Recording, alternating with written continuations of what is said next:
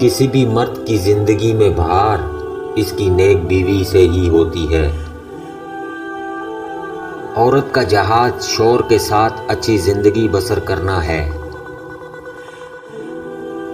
دنیا کی سب سے بڑی دولت نیک بیوی۔ رسول اللہ صلی اللہ علیہ وآلہ وسلم نے ارشاد فرمایا، دنیا کا فائدہ اٹھانے کی چیز ہے اور دنیا میں سب سے زیادہ فائدہ دینے والی چیز نیک بیوی ہے۔ جس طرح استری کرنے سے کپڑوں میں جان آ جاتی ہے، بالکل اسی طرح سب کے سامنے عزت دینے سے بیوی میں بھی جان آ جاتی ہے۔ دنیا کی سب سے خوش نصیب عورت وہ ہے جس کے پاس ایک مفلس مرد ہے۔ ضروری نہیں روشنیاں چراغوں سے ہی ہوں، بیٹیاں بھی گھروں میں اجالا کرتی ہیں۔ مرد 4 شادیوں کی بات تو کرتا ہے، مگر 4 بیویوں میں کسی ایک کو سوئی کے برابر بھی فرق ہو گیا تو اللہ کے مجرم ٹھہرو گے، جو کہ سخت گناہ ہے۔ حضرت محمد مصطفیٰ صلی اللہ علیہ وآلہ وسلم نے فرمایا، اپنی بیوی بچوں کے ساتھ بیٹھنا مسجد میں اعتکاف میں بیٹھنے سے زیادہ محبوب اور پسندیدہ ہے۔ اپنی بیوی کا تہ دل سے شکریہ ادا کریں، کیونکہ وہ موت کی وادیوں سے گزر کر آپ کو باپ کے درجے تک پہنچاتی ہے۔ عورت کو اگر وقت، محبت، اعتماد اور سب سے اہم چیز عزت دی جائے تو وہ جان تو دے سکتی ہے، مگر کبھی بے وفائی یا دھوکہ نہیں دے سکتی۔ زندگی میں ایسے شخص کا ہونا بہت ضروری ہے جس کو دل کا حال سنانے کے لیے لفظوں کی ضرورت نہ پڑے۔ میاں بیوی کا رشتہ 3 باتوں کی وجہ سے مضبوط ہوتا ہے۔ پہلی بات اعتبار، دوسری بات محبت، تیسری اور سب سے اہم بات احساس۔ اگر ان تینوں میں سے ایک بات بھی آپ کے رشتے میں نہیں ہے تو یقین مانیے آپ کا رشتہ بالکل کھوکھلا ہے۔ خود کو تم سے جوڑ دیا، باقی سب رب پہ چھوڑ دیا۔ اللہ کی خوشی، دنیا میں صرف ایک محبت ایسی ہے جس کو دیکھ کر اللہ خوش ہوتا ہے، وہ بیوی کی خاوند سے اور خاوند کی بیوی سے محبت ہے۔ بادشاہ تھے ہم اپنے مزاج مستی کے، عشق نے تیرے دیدار کا فقیر بنا دیا۔ رتبہ عورت کا کتنا بڑا رکھا ہے رب نے، رحمت بن کے آتی ہے اور جنت بن کے جاتی ہے۔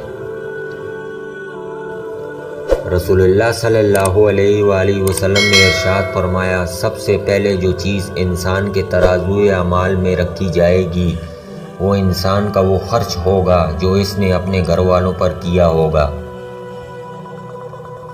عورت رو سکتی ہے، دلیلیں نہیں پیش کر سکتی، اس کی سب سے بڑی دلیل اس کی آنکھ سے ڈھلکا ہوا آنسو ہے۔ ایک باپ کے لیے بچے کی تربیت کے لیے بہترین کام بچے کی ماں سے حسن سلوک ہے۔ رسول اللہ صلی اللہ علیہ وآلہ وسلم نے ارشاد فرمایا، عورت پسلی کی ہڈی کی طرح ہے، اگر تم اسے بالکل سیدھا کرنا چاہو گے تو تم اسے توڑ دو گے، یعنی جدائی کی نوبت آ پہنچے گی، اور اگر تم عورت سے فائدہ اٹھانا چاہو تو تمہیں اس کا ٹیڑھا پن برداشت کرتے ہوئے اس کی خوبیوں سے فائدہ اٹھانا ہوگا۔ بیوی کا روٹھ جانا سنت عائشہ رضی اللہ تعالیٰ عنہا ہے، اور بیوی کو منا لینا سنت رسول صلی اللہ علیہ وآلہ وسلم ہے۔ عورت کی عزت کرنا ایک عزت دار مرد کی نشانی ہے۔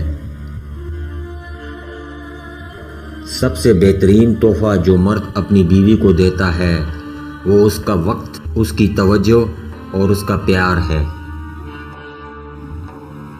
شوہر اگر اپنی بیوی کو اپنے ہاتھ سے کھلاتا ہے تو یہ بیوی کی غلامی نہیں، میرے نبی صلی اللہ علیہ وآلہ وسلم کی سنت ہے۔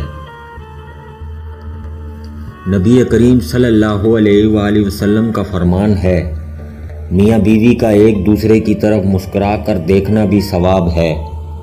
دونوں جب ایک دوسرے کو دیکھ کر مسکراتے ہیں تو فرشتے ان کے نامے اعمال میں ایک ایک نیکی لکھ دیتے ہیں۔ پھر جب وہ ایک دوسرے کے قریب آتے ہیں اور محبت و الفت کی باتیں کرتے ہیں تو اللہ تعالیٰ ان پر اپنی رحمتیں نازل فرماتا ہے۔ اپنے شریک حیات کے تمام عیب معلوم ہونے کے باوجود اس کے ساتھ بہترین زندگی گزارنا ہی اصل محبت ہے۔